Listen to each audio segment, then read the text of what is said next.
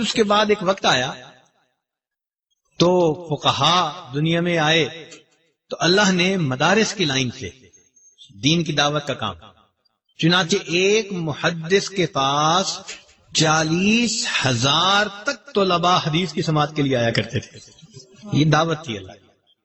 جیسے درس قرآن سے دعوت دی جاتی ہے، درس حدیث سے دعوت دی جاتی ہے، اس وقت امت کے علماء دعوت دیتے تھے سب.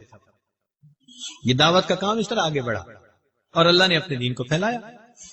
پھر ایک وقت آیا جب اللہ تعالیٰ نے مشائخ صوفیاء کے ذریعے سے اس کام کو آگے بڑھایا. چنانچہ شیخ عبد القادر جیلانی رحمۃ اللہ علیہ درس دیتے تھے، ہزاروں لوگ ان کے درس میں شریک ہوتے تھے.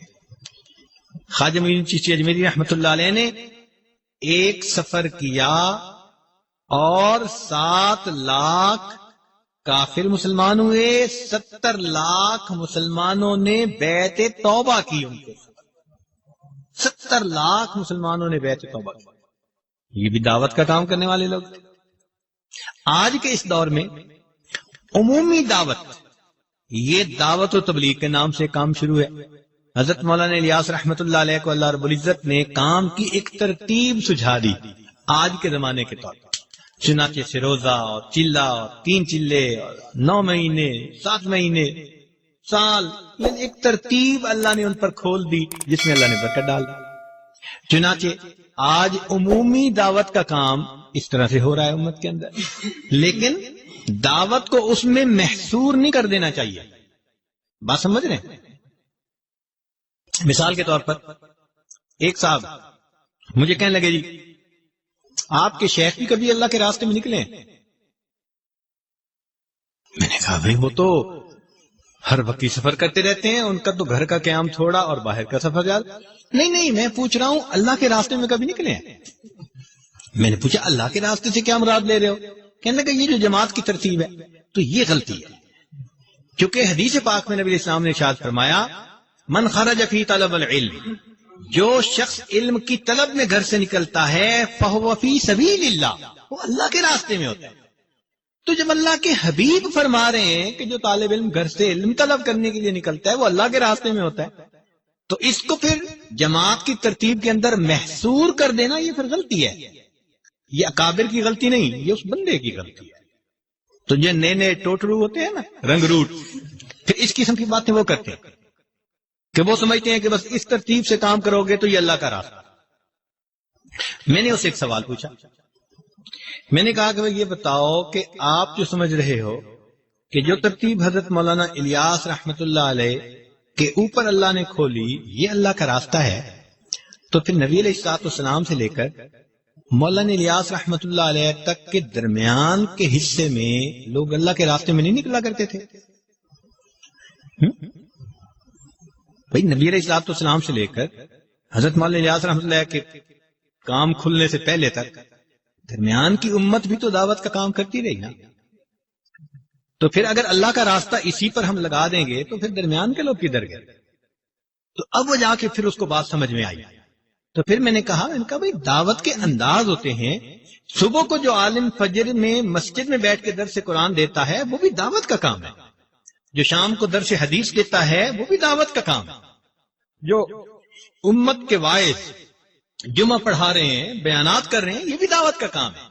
جو مشائخ لوگوں کو اللہ کی طرف بلاتے ہیں یہ بھی دعوت کا کام. یہ انداز ہے مختلف، اس کو محصور نہیں کر لینا چاہیے. ہاں یہ ضرور کہنا چاہیے کہ عمومی دعوت کا کام اللہ رب العزت نے اس وقت جماعت کے ذریعے سے لیا ہے، اور ان کے لیے دعوت یعنی اس کے لیے خود بھی دعا کرنی چاہیے اور جتنا بھی ان کے تعاون ہو وہ کرنا چاہیے. یہ تو بات اپنی جگہ ٹھیک ہے. اسی لیے کہتے ہیں کہ مولانا یوسف رحمت اللہ علیہ حضرت مولانا احمد علی لاہوری رحمت اللہ علیہ سے آ کر ملے جو رئیس التبلیغ تھے. تو انہوں نے آ کے اپنے کام کے بارے میں کچھ بتایا. تو مولانا احمد علی لاہوری رحمت اللہ علیہ نے ایک بات بتائی، فرمایا کہ جب تمہیں اپنی بقا کے لیے دین کے دوسرے شعبے کے لوگوں کا فنا ہونا ضروری محسوس ہوگا تو یہ تمہارا گمراہی کی طرف پہلا قدم ہوگا. جب تمہیں اپنی بقا کے لیے دوسرے شعبوں میں کام کرنے والے لوگوں کا فنا ہونا ضروری، تو اس لیے یہ بھی ایک غلط فہمی ہے کہ انسان یہ سمجھے کہ بس صرف یہ ایک دین کا کام ہے مدارس والے دین کا کام کر رہے ہیں، اور یہ ترتیب نبی علیہ السلام سے چلی، اصحاب صفہ سے چلی اور آج تک چل رہی ہے۔ تو اس لیے طلباء کے ذہن میں یہ بات کھلی ہونی چاہیے کہ دعوت کا کام اللہ کی طرف سے منصوص قرآن و حدیث میں بتا دیا گیا ہے، لیکن طریقہ کار اللہ نے امت کے لیے کھلا چھوڑ دیا ہے۔ ہاں یہ ہے کہ دعوت کا طریقہ نور نبوت سے ماخوذ ہونا چاہیے، انداز نبوت کے خلاف نہیں ہونا چاہیے۔ اب جیسے ایک بندہ آ جائے جی میں ٹی وی پہ آ کر دین کی دعوت کا کام کروں گا، تو بھائی یہ چونکہ نبی علیہ السلام کے طریقے کے خلاف ہے، اس لیے اس میں نور نہیں، اس میں ظلمت ہوگی۔ بات سمجھ رہے ہیں نا؟ تو طریقہ کار ہر وہ ٹھیک ہوگا جو نور نبوت سے ماخوذ ہوگا، مگر اللہ نے اس کو کھول دیا۔ تو الحمدللہ اس وقت پوری دنیا کے اندر اس جماعت کے ذریعے سے اللہ تعالیٰ دین کا کام کروا رہے ہیں۔ ہماری دن رات کی دعائیں ہمارے ان بھائیوں کے لیے، اللہ تعالیٰ ان کی محنتوں کو قبول فرمائے اور ہمیں بھی اللہ تعالیٰ اس ترتیب پر چلنے کی توفیق عطا فرمائے۔ مگر جو مشائخ کام کر رہے ہیں، جو سیاست کے ایوانوں میں ہمارے علماء کام کر رہے ہیں، یہ سارا کا سارا دین کا ایک حصہ ہے۔ انسان کا جسم، اس میں آنکھ بھی ہوتی ہے، زبان بھی ہوتی ہے، کان بھی ہوتے ہیں، ہاتھ بھی ہوتے ہیں، پاؤں بھی ہوتے ہیں۔ سارا جسم ہاتھ بھی نہیں بن سکتا، سارا جسم آنکھ بھی نہیں بن سکتا، سارا جسم کان بھی نہیں بن سکتا۔ اسی طرح دین بہت وسعت رکھتا ہے اپنے اندر، اس کی اللہ نے مختلف انداز بنا دیے۔ مدارس والے بھی اپنی ترتیب سے کام کر رہے ہیں، خانقاہوں میں تربیت کے لیے اپنی ترتیب سے کام کر رہے ہیں، جو ایوانوں میں ظالم کی آنکھوں میں آنکھیں ڈال کے بات کرتے ہیں وہ اپنی ترتیب سے کام کر رہے ہیں، اور یہ جماعت کے دوست اپنی ترتیب سے کام کر رہے ہیں۔ تو یہ سارے کے سارے دین کے کام کرنے والے لوگ ہیں۔ اسی لیے دائی کے اندر یہ ایک صفت ہونی چاہیے کہ وہ دین کا کام کرے اور بقیہ شعبوں میں کام کرنے والوں کا احسان مند ہو کر کام کرے۔ بات سمجھ رہے ہیں؟ دائی کو کیا کرنا چاہیے کہ دین کا کام کرے اور جو بقیہ شعبوں میں کام کر رہے ہیں ان کا احسان مند ہو کر کام کرے۔ احسان مانے ہاں بھائی وہ میرے اوپر احسان کر رہے ہیں، وہ بھی دین کا کام کر رہے ہیں۔ حضرت مولانا اشرف علی تھانوی رحمت اللہ علیہ سے کسی نے پوچھا کہ حضرت علماء تو بڑا کام کرتے ہیں، تو اخلاص کے ساتھ کون کام کر رہا ہے یہ کیسے پتا چلے گا؟ تو حضرت نے فرمایا کہ بھائی جب کوئی دین کا کام کر رہا ہو اور وہ دیکھے کہ کوئی اور بھی دین کا کام کر رہا ہے تو وہ اپنے دل میں یہ سوچے کہ اس بھائی نے اس کام میں حصہ لے کر میرا بوجھ اس نے جو ہے وہ ہلکا کر دیا۔ چنانچہ ہوا کیا، جامعہ اشرفیہ بنایا حضرت مفتی محمد حسن رحمت اللہ علیہ نے۔ یہ حضرت تھانوی رحمت اللہ علیہ کے اجل خلیفہ تھے۔ چنانچہ حضرت تھانوی رحمت اللہ کی وفات پر جو حضرت مشہوب رحمت اللہ نے لکھا نا، اب تو اے حسن تو ہی آگے بڑھ، تو حسن سے مراد یہ مفتی حسن رحمت اللہ علیہ، یہ حضرت تھانوی رحمت اللہ کے بہت نمایاں خلفاء میں سے۔ خیر اب کیا ہوا کہ جب جامعہ اشرفیہ نیلا گنبد میں بنا تو اس میں کام کرنے والے کچھ اساتذہ اور بھی تھے، اور ان کا مزاج ذرا حضرت مدنی رحمت اللہ علیہ کی ترتیب والا تھا، ان کا مزاج خانقاہی حضرت تھانوی رحمت اللہ والا تھا۔ تو ایک سال کے بعد انہوں نے محسوس کیا کہ بھئی یہاں تو میرا معاملہ ذرا مشکل ہے، لہذا بہتر ہے کہ میں اپنا کام کروں۔ چنانچہ انہوں نے جامعہ مدنیہ کے نام پہ کام شروع کر دیا، اور کام بھی کہاں، اسی محلے میں مکان کرائے پہ لے کر اب ادھر جامعہ اشرفیہ اور اسی گلی میں دوسری طرف جامعہ مدنیہ شروع ہو گیا کام۔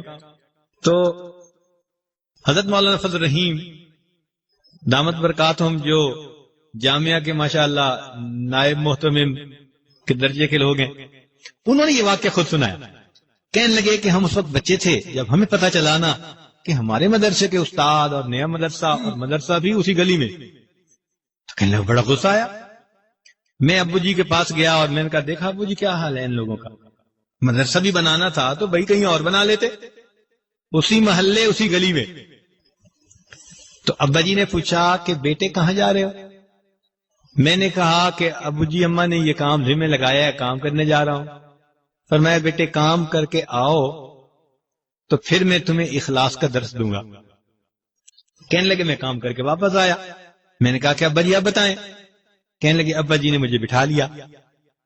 فرمان لگے بیٹے یہ بتاؤ اگر تمہارے سر پہ بوجھ ہو اور اتنا بھاری ہو کہ تمہاری گردن ٹوٹی جا رہی ہو, اٹھایا نہ جا رہا ہو, تمہیں ہر لمحے ڈر ہو کہ گر جاؤ گے, دب جاؤ گے بوجھ کے نیچے, اور اتنے میں کوئی بندہ آ جائے اور کہہ دے یار آدھا بوجھ میرے سر پہ رکھ دو میں تمہیں منزل تک پہنچا دیتا ہوں, تو وہ تمہارا دشمن ہوگا یا تمہارا دوست ہوگا؟ کہنے لگے میں نے کہا کہ ابو جی وہ تو دوست ہوگا جو منزل تک بوجھ پہنچائے گا. فرمایا کہ بیٹے معاملہ ایسا ہی ہے, پہلے ہمارا یہ مدرسہ پورے لاہور شہر میں ایک کتابی مدرسہ تھا, تو پورے شہر کی مسئولیت کا بوجھ ہمارے سر پہ تھا. اب وہ بھی مدرسہ بن گیا, مسئولیت کا بوجھ تقسیم ہو گیا, تو وہ ہمارے محسن ہیں یا ہمارے دشمن ہیں؟ کہنے لگے میں نے کہا ابو اس طرح تو وہ ہمارے محسن بنتے ہیں. فرمایا میں بھی یہی سوچتا ہوں کہ انہوں نے مدرسہ بنا کر ہمارے اوپر احسان کیا ہے. یہ مخلص لوگ ہوتے ہیں. تو دائی جب مخلص ہوگا تو اس کی پہچان کیا ہوگی کہ دین کے دوسرے شعبوں میں کام کرنے والوں کا احسان مند ہوگا. بات سمجھ گئے؟ دائی کے اخلاص کی علامت کیا ہے کہ دین کے دوسرے شعبوں میں کام کرنے والوں کا کیا ہوگا؟